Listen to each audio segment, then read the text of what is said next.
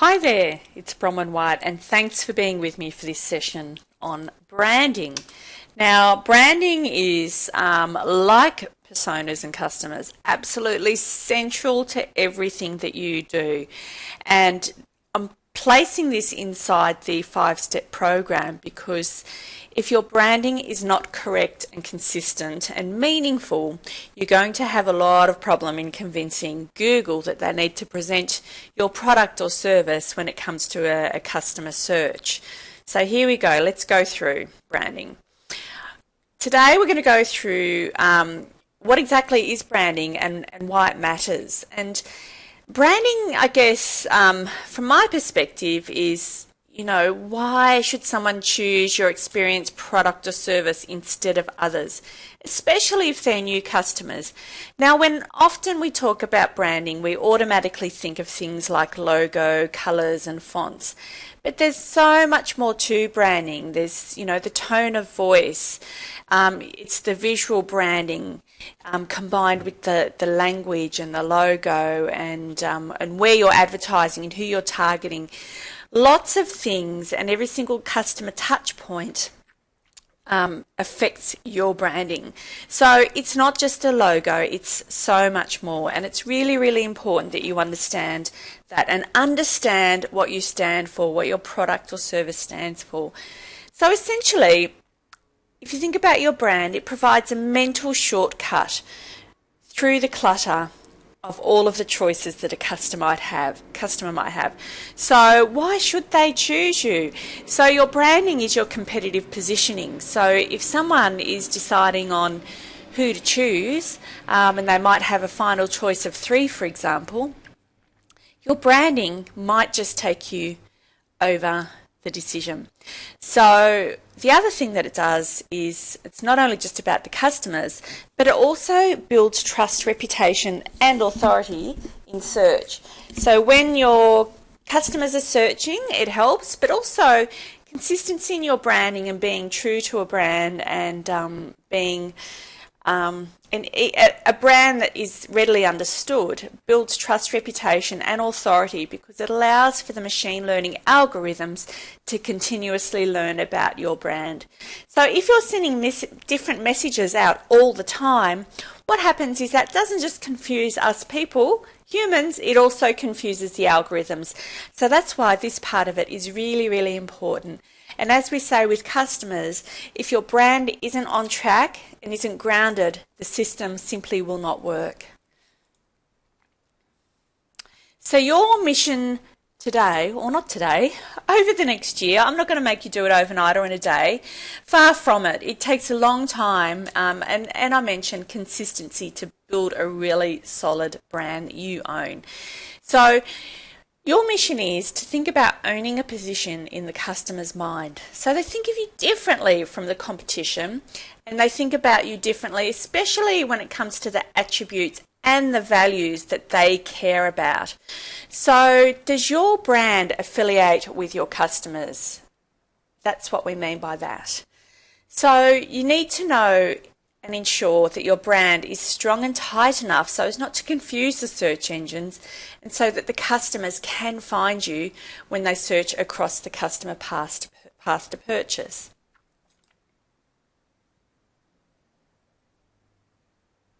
So again, I want to go through this. I want to check that we understand what a brand is before we go any further.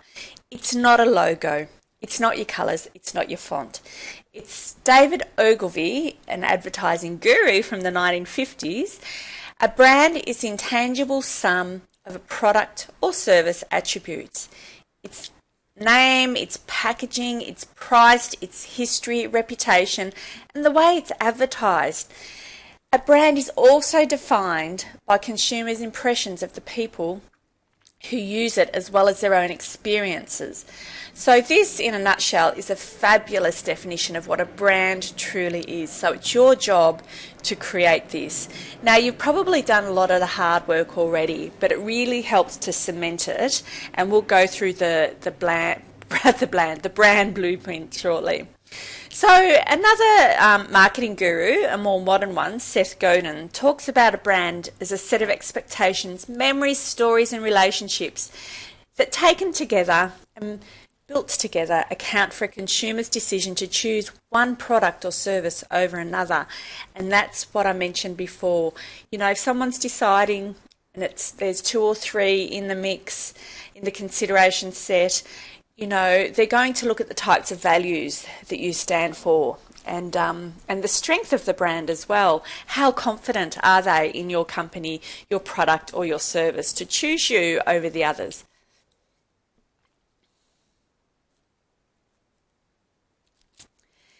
So every way we touch our customers on their path to purchase affects our brand, including the experience and service.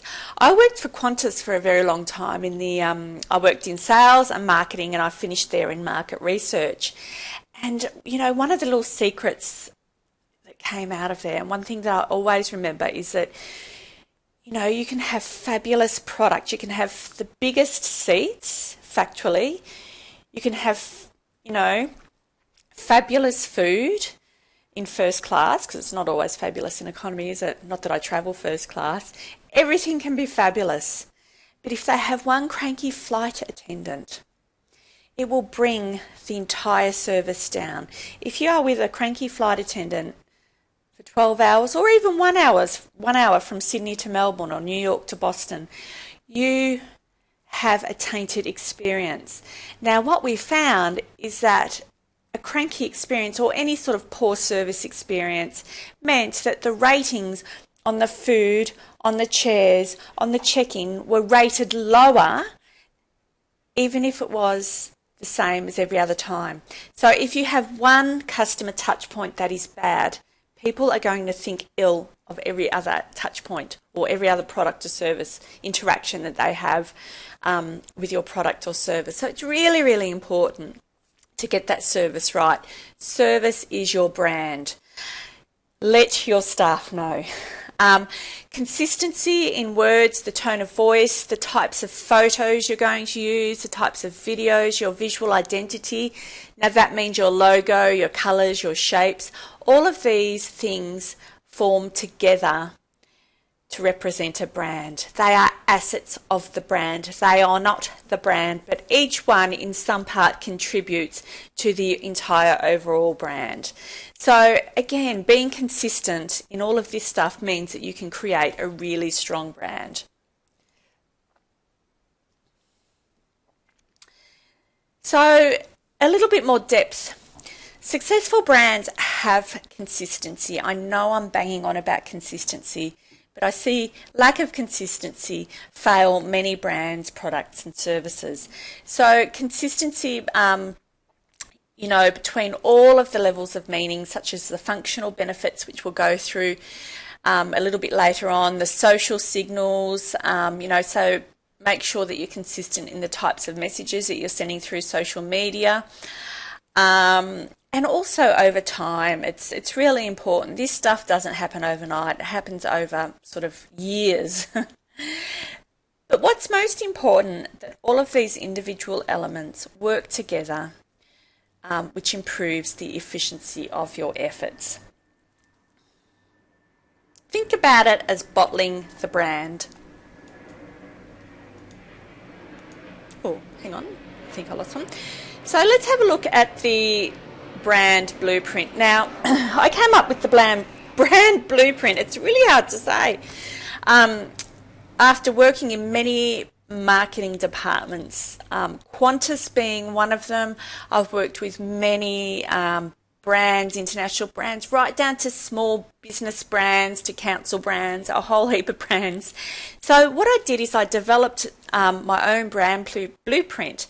So what you need to have a look at it is this round circle and what it encompasses. So absolutely central to your brand is the target market. You've got your usual 4 Ps, the product, price, promotion, place around it, and then you have the brand, which encompasses all of these things. Now your brand consists of 5 key elements: functional benefits, emotional benefits, your brand personality, your brand essence, and your brand position. And around that is your operating environment. So, you know, what sort of macro environment does your business, product or service operate in? What's the economy like? What are my competitors like? What is my competitive positioning? So all of these things are in the branding mix. So what is functional benefits? Well, the functional benefits of the brand are probably the most rational and visible and most common basis for a brand proposition. So at its most basic, does this consumer believe that you have the basic competence in your business field or your category? Okay, so it's an essential cost of entry. So for example, if shampoo cleans your hair, a doctor is going to fix you, hopefully not kill you. An airline needs to be safe. A restaurant is clean and stores its food in the right temperature. You can sleep in a hotel. These are pretty much factual statements of what your brand does and includes. So if you don't have these basic elements, you don't have the customer's permission to talk to them. So, these are often assumed benefits. But what we're seeing is that a lot of people talk too much about the functional benefits in their marketing and in their advertising. So, yes, they're important, but do we really need to use these things when we're advertising, when we're marketing our brand? It's really important you know them, so you need to ask yourself, what are the core competencies for your business? How do you deliver? Can you deliver these? So you do need to write these down and get them in place before you move on to look at the other elements of your brand. The next one is the emotional benefit. Now, when the purchase or use of a particular brand gives the customer a positive feeling, that brand is providing an emotional benefit. And let me tell you that big brands pay big bucks for the holy grail of an emotional connection to a brand. So I don't know if you've ever sort of come home on a plane, if you've been overseas for a long time and you're on a Qantas plane, they play I Still Call Australia Home. How does that make you feel? It kind of makes us all feel a little bit emotional, doesn't it, that we're home. That song is synonymous with Qantas and it encapsulates, the Australian spirit, which is one of their taglines. That is the feeling that I get when I come home on a Qantas plane and they're playing that song. I'm about to see my family again if I've been away on business. So that makes me feel a bit emotional. That is the feeling that all brands are striving to achieve. It is very, very difficult to achieve that feeling, I might add. But, the strongest brand includes emotional benefits.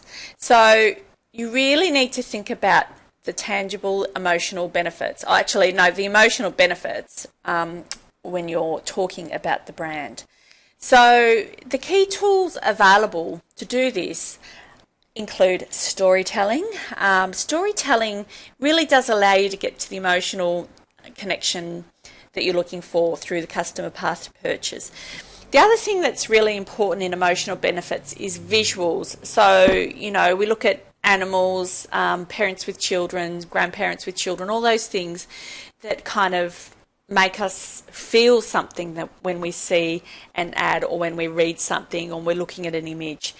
So this is the type of thing that we need to think about when it comes to our brand.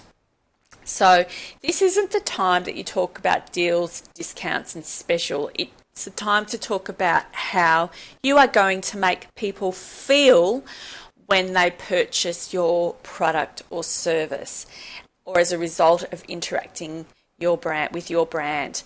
Things can include bragging rights. Can I brag that I've purchased something from you?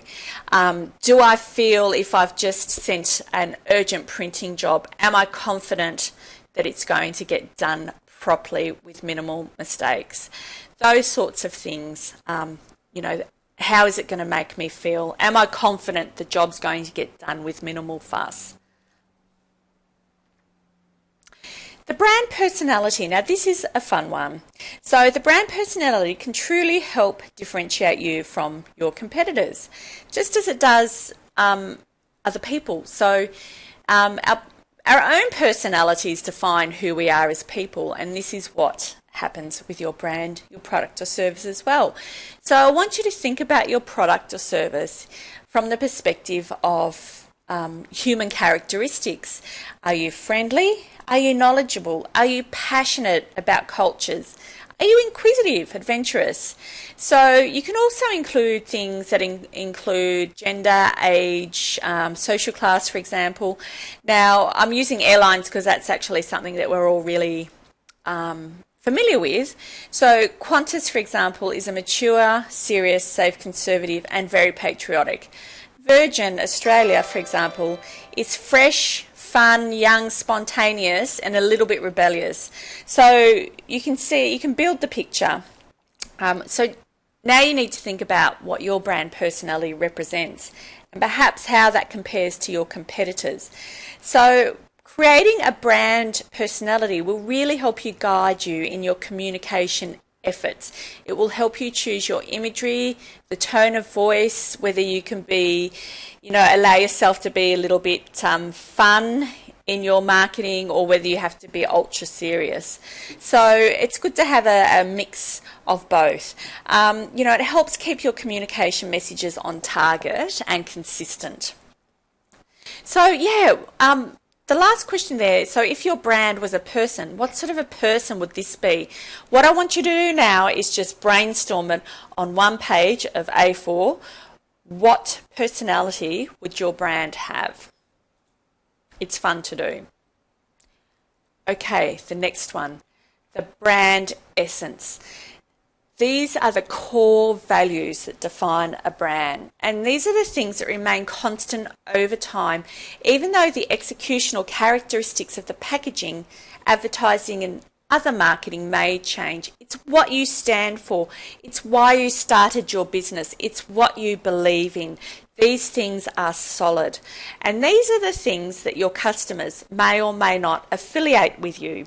So again, this is something really important you have to think about. So again, it's think of it as being similar to the values of which humans live by. So think about expressions such as, you're patient, you're sincere, you're understanding, you are reliable, you're tailored, you're warm. You might be service oriented. You're flexible. That's really important to me in business sometimes. And your brand position. The brand position sends a message to not only your customers, but your staff, your stakeholder, and your competitors why people buy one product or service over another. Now, you might sort of think about this as being a tagline. It could be, a sentence, it could be a word, but it describes your product and service and its differentiation and why it's better, why you should be buying this product or service. So again, it should demonstrate an advantage over competing brands.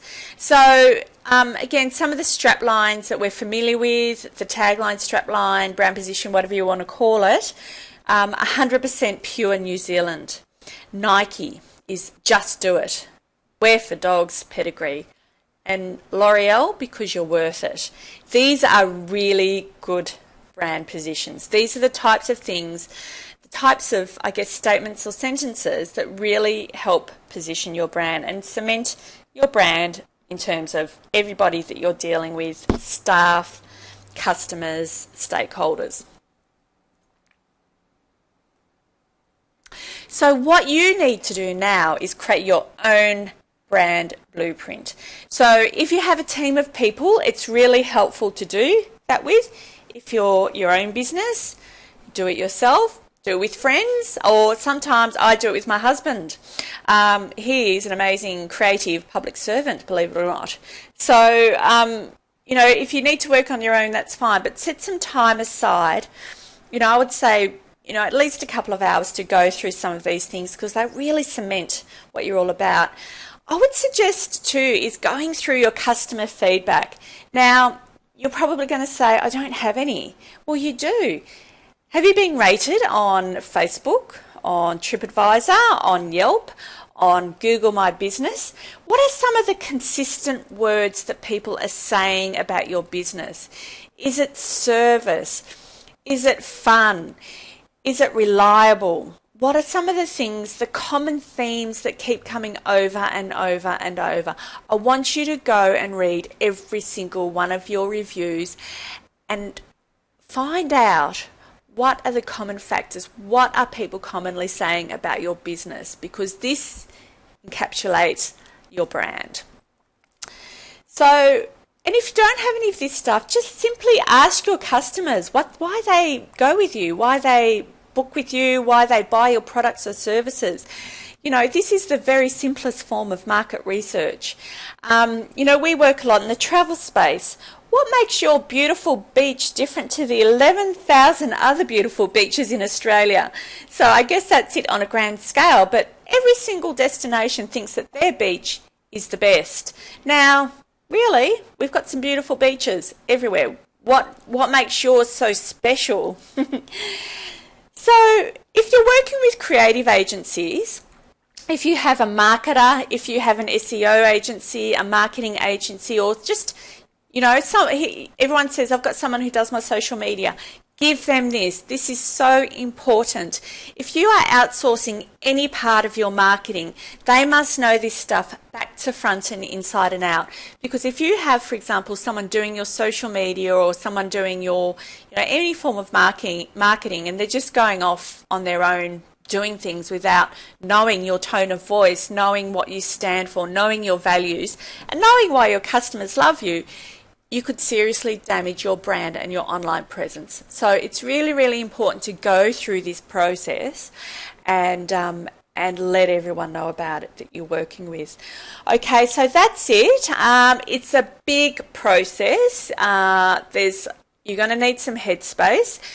What I want you to do is give it a go and come over to the Facebook and post any questions, because you will have questions. I'll be surprised if you don't. And also, you might feel like, you know, putting some of your functional benefits or emotional benefits in there, sharing it with us, and, you know, we can all critique it in a positive way. So thanks again, and thanks for being with me. You should have a lot of fun with this, and we'll see you in the next video.